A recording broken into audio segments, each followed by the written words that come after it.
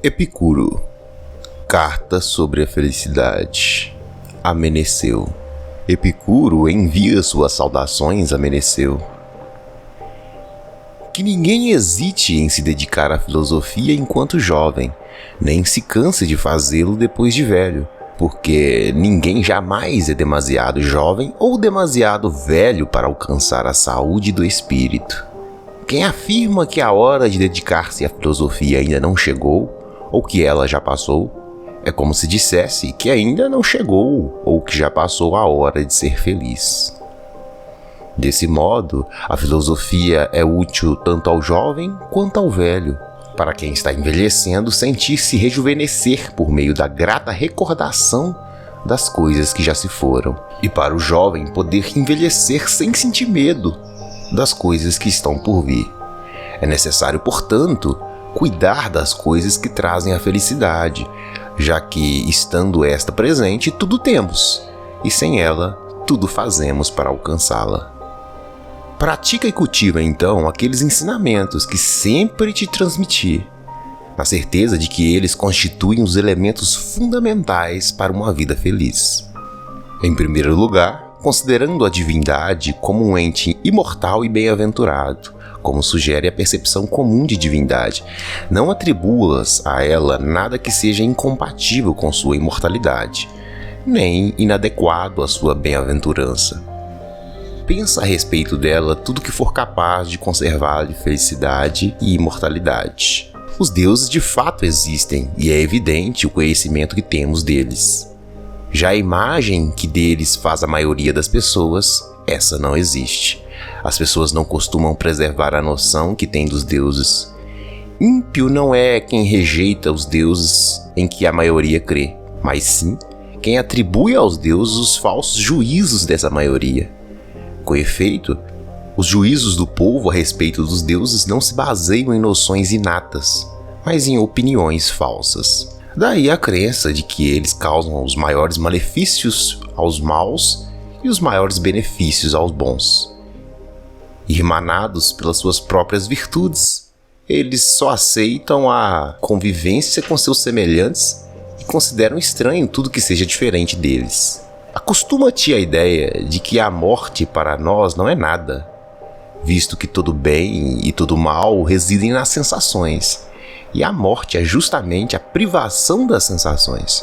A consciência clara de que a morte não significa nada para nós proporciona a fruição da vida efêmera, sem querer acrescentar-lhe tempo infinito e eliminando o desejo de imortalidade. Não existe nada de terrível na vida para quem está perfeitamente convencido de que não há nada terrível em deixar de viver. É tolo, portanto, quem diz ter medo da morte, não porque a chegada desta lhe trará sofrimento, mas porque o aflige à própria espera. Aquilo que não nos perturba quando presente não deveria afligir-nos enquanto está sendo esperado. Então, o mais terrível de todos os males, a morte, não significa nada para nós. Justamente porque, quando estamos vivos, é a morte que não está presente. Ao contrário, quando a morte está presente, nós é que não estamos.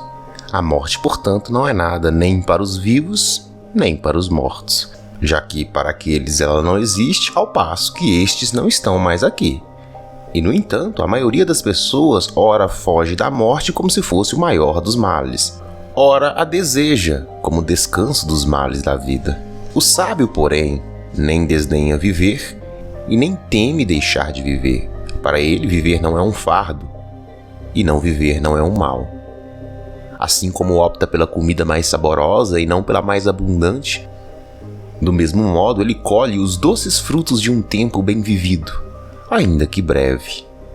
Quem aconselha o jovem a viver bem e o velho a morrer bem, não passa de um tolo, não só pelo que a vida tem de agradável para ambos, mas também porque se deve ter exatamente o mesmo cuidado em honestamente viver e em honestamente morrer.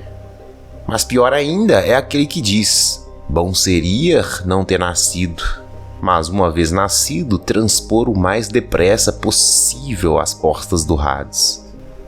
Se ele diz isso com plena convicção, por que não se vai desta vida? Pois é livre para fazê-lo. se for esse realmente seu desejo. Mas se o disse por brincadeira, foi um frívolo em falar de coisas que brincadeira não admitem. Nunca devemos nos esquecer de que o futuro não é nem totalmente nosso, nem totalmente não nosso, para não sermos obrigados a esperá-lo como se estivesse por vir com toda certeza, nem nos desesperarmos como se não estivesse por vir jamais. Consideremos também que dentre os desejos há os que não são naturais e os que são inúteis dentre os naturais. Há uns que são necessários e outros apenas naturais. Dentre os necessários há alguns que são fundamentais para a felicidade, outros para o bem-estar corporal, outros ainda para a própria vida.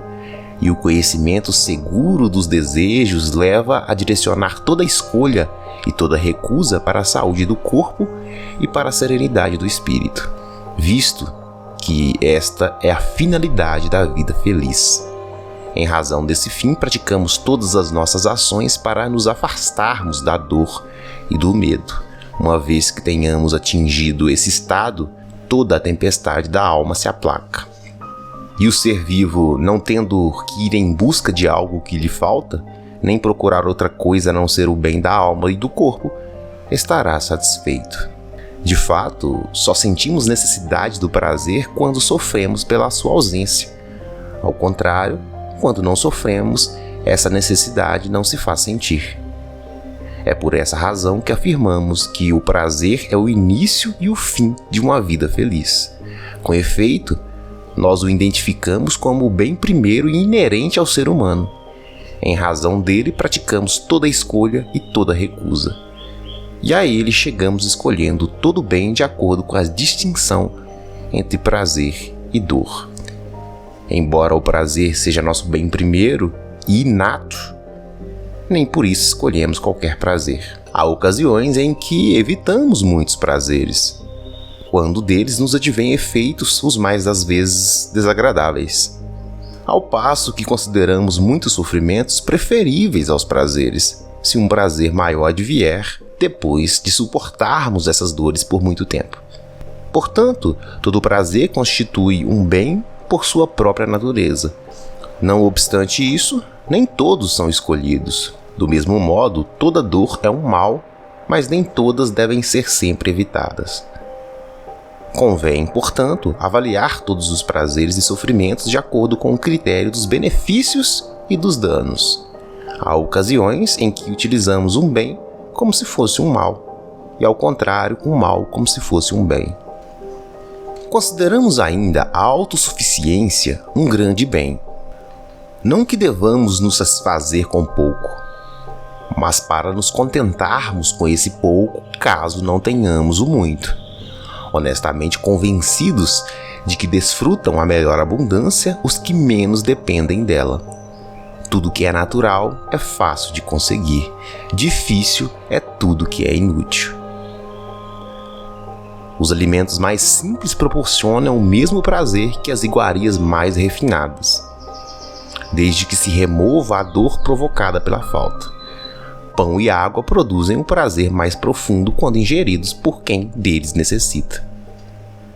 Habituar-se às coisas simples, a um modo de vida não luxuoso, portanto, não só é conveniente para a saúde, como ainda proporciona ao homem os meios para enfrentar corajosamente as adversidades da vida. Nos períodos em que conseguimos levar uma existência rica, predispõe o nosso ânimo para melhor aproveitá-la e nos prepara para enfrentar sem temor as vicissitudes da sorte. Quando então dizemos que o fim último é o prazer, não nos referimos aos prazeres dos intemperantes, ou aos que consistem no gozo dos sentidos, como acreditam certas pessoas que ignoram o nosso pensamento ou não concordam com ele, ou o interpretam erroneamente, mas ao prazer que é a ausência de sofrimentos físicos e de perturbações da alma. Não são, pois, bebidas nem banquetes contínuos, nem a posse de mulheres e rapazes, nem o sabor dos peixes ou das outras iguarias de uma mesa farta que tornam doce uma vida, mas um exame cuidadoso que investigue as causas de toda escolha e de toda rejeição, e que remova as opiniões falsas em virtude das quais uma imensa perturbação toma conta dos espíritos.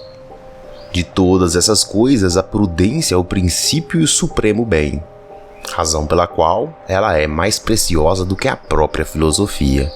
É dela que originaram todas as demais virtudes.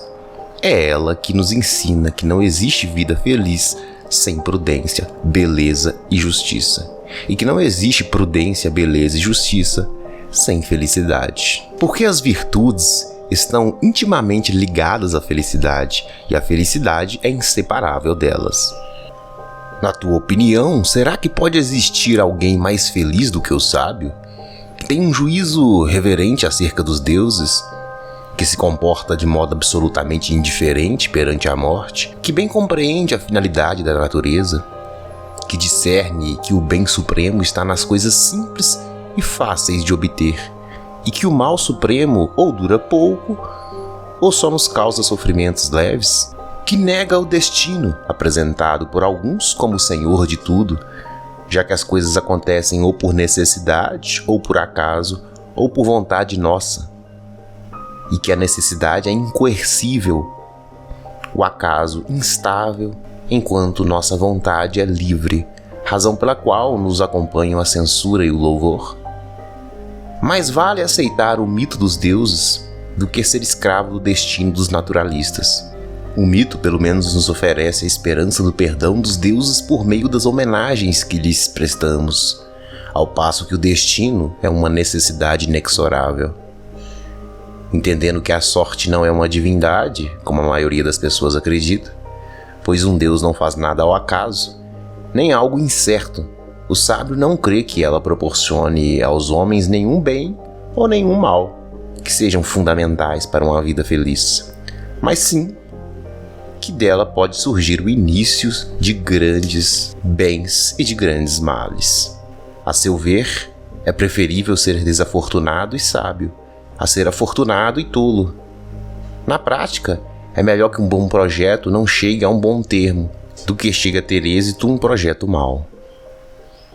Medita, pois, todas essas coisas e muitas outras a elas congêneres, dia e noite, contigo mesmo e com teus semelhantes, e nunca mais te sentirás perturbado, quer acordado, quer dormindo, mas viverás como um Deus entre os homens, porque não se assemelha absolutamente a um mortal o homem que vive entre bens imortais.